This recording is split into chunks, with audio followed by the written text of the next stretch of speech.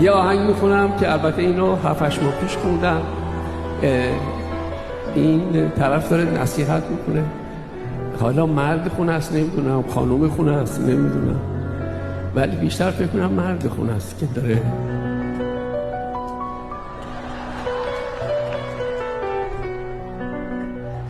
یکم صبر کن، یکم طاقت بیار، شاید درست شه.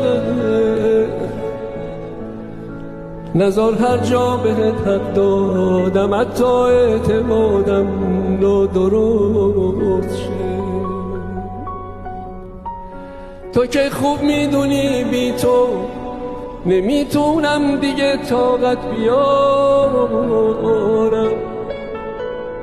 سلام یا این خدا حافظ، کدومش رو پای قسمتت بذارم.